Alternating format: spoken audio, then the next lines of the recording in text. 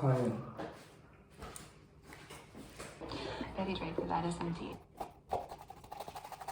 Grace to believe that beauty was marriage, and marriage was the ultimate goal. Betty's values come from her mother. She wanted me to be beautiful, so I tried to find a man. What you call love was invented by guys like me to sell nylons. These universal human aches can hardly be answered by any garment or cigarette.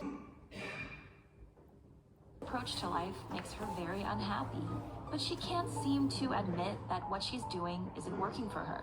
Over time, Betty's values get left behind, and she fails to change with the times. Maybe I'm old-fashioned. Betty Draper, that is indeed how I would describe you. Her inability to confront... What's wrong? What's wrong? I hate this place. I hate my friends. I hate this town.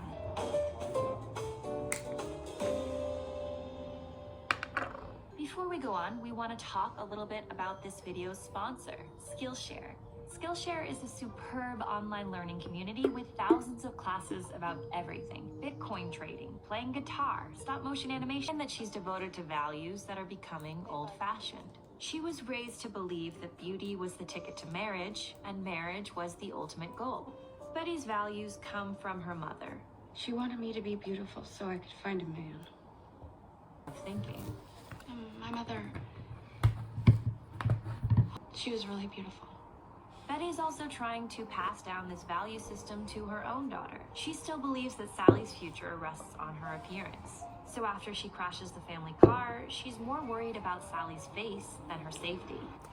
Sally could have survived. Is a lie. He was born Dick Whitman, but switched dog tags with a dead soldier in the Korean War to escape poverty. What's your name? Donald Draper. Life now appears picture perfect, yet he's haunted by the disparity, in fear of being exposed and losing his idealized life, even though another part of him wants to destroy this whole illusion that he works so hard to maintain. I'm tired of running. As the successful ad man who People tell you who they are, but we ignore it. Because we want them to be who we want them to be. and all of Mad Men is about Don trying to fuse his set up the entire show, announcing to us that this is a story about a man who appears perfect, also wants to be like Don. I want to wake up. I don't want to be that man.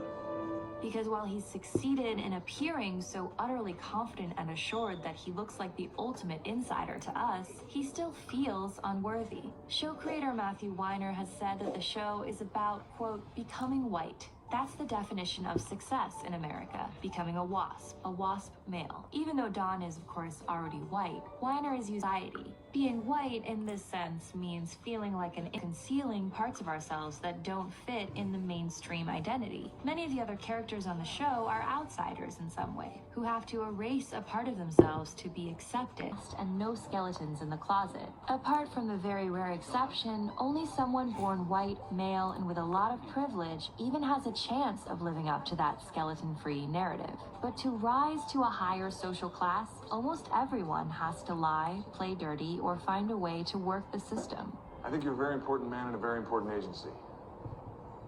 Maybe I am risking my job, but I'd do anything to buy you a drink and hear what you have to say. Don also that many of our country's greatest achievements came from sweeping dark deeds under the rug, using an abused state of Don's own life. So the end of his marriage, he delivered the Burger Chef pitch in his place. Her speech reminds us of Don's iconic carousel pitch. Nostalgia. We can have the connection A deeper bond with the product. that we're hungry for. So the optimism of the moon landing is reflected in Don's encouraging the next generation. And when a neighbor jokingly asks, And who are you supposed to be? we understand that they wear figurative masks. However convincing his persona, But there is no big lie.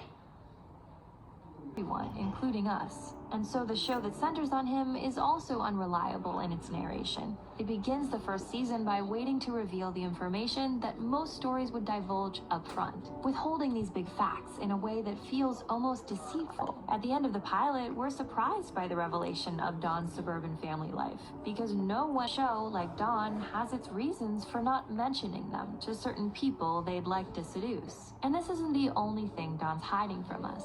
Flashbacks reveal his childhood in rural. He makes us think of iconic self-made men of the 20th century, like Lee Iacocca, Sam Walton, and even President Bill Clinton. But instead of owning that arc, Don denies his past.